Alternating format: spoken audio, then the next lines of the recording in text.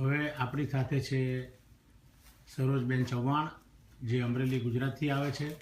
તેઓ લગભગ 23 વર્ષથી આ રોગ નિવારણ ઝુંબેશ ચલાવી રહ્યા છે વિશ્વ લેવલે, અને તેમના પતિ શ્રી બાલુભાઈ ચૌહાણ પણ એમની સાથે છે. હવે એમણે કાચું એટલું સાચું એ પદ્ધતિ અનુસારે કાચાની બધી સારી રેસીપી વિકસાવીને વાનગીઓ બનાવી છે. એ હવે આપને બધું સમજાવશે. સરોજબેન, આ શું છે? આ કાચા ભરેલા ભીંડા છે.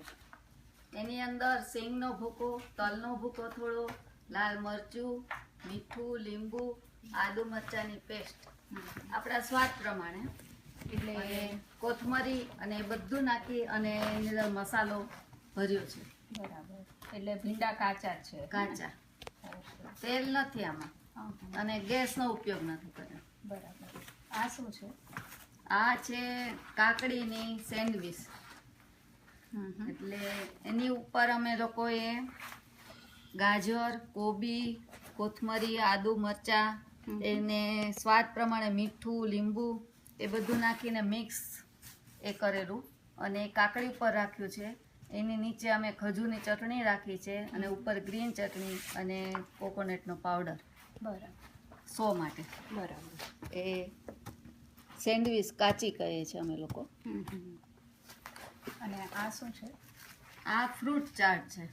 ફ્રૂટ તો આપણે એકલા બધા એમને ખાતા જ હોય છે, પણ આ સ્વીટ તરીકે ઉપયોગ કરીએ છીએ.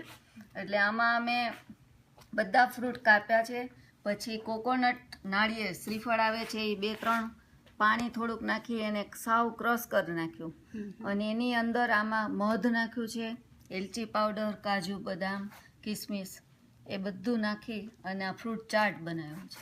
બરાબર. અને આ અથાણા જેવું લાગે છે. એ છે, આપણે કહીએ કે બટેકા કાચા કેવી રીતે ખાવા, તો આમાં અમે બતાવ્યું છે કે બટેકા પણ કાચા ખાઈ શકાય છે. તો બટેકાની ચિપ્સ કરી છે, પછી કાચી કેરીની ચિપ્સ છે, મરચાંની ચિપ્સ છે. એમાં મીઠું, લીંબુ અને થોડુંક લાલ મરચું, રાઈના કુરિયા એ બધું નાખી અને એ રીતે આ આચાર બનાવ્યો છે. બરાબર. અને આ પ્લેટમાં એમાં છે દૂધી ચણાની દાળનું શાક, જે આપણે પાકું તો રાંધેલું તો કરીએ છીએ ગેસ ઉપર ચડાવેલું, આ પણ આ કાચું છે. એમાં ચણાની દાળને પલાળી દીધી હતી રાતે, પછી સવારે દૂધીના નાના નાના પીસ કર્યા, અને ટમેટાની ગ્રેવી કરી. ટમેટામાં કોકોનટ નાખ્યું, સિંગનો ભૂકો નાખી, લીંબુ, ગળાશ, ખટાશ એ બધું નાખીને મિક્સ કરી દીધું. એ શાક થઈ ગયું. બરાબર. ગેસ ઉપર ચડાવ્યું? ગેસ ઉપર નહીં, અને તેલ નહીં. તેલ નહીં. Healthy food. બરાબર. અને આ શું છે? આ ગ્રીન ચટણી છે, કેમ કે આપણે ટેવાયેલા છે સ્વાદથી, એટલે આવી ચટણી બનાવીએ તો આ ચટણીમાં પાલક, કોથમરી, ફોદીનો, આદુ, સિંગદાણા, કોકોનટ, લીંબુ એ બધું નાખીને એ સ્વાદ પ્રમાણે આપણે સરસ ચટણી બનાવીએ છીએ, નમક ને બધું. એટલે આપણે સ્વાદ મળી રહે છે. ગમે તે ખાઈએ એની જોડે ખાઈએ એટલે આપણે સ્વાદ આવે છે. બરાબર. એક આ છે ખજૂરની ચટણી બનાવી છે. ખજૂરને પીલી અને એની અંદર લાલ મરચું, સેજ, લીંબુ, મીઠું એ બધું નાખી અને એ ચટણી, એટલે આપણે સ્વાદના ટેવાયેલા છીએ, એટલે આ બધું આ રીતે બનાવીએ છીએ.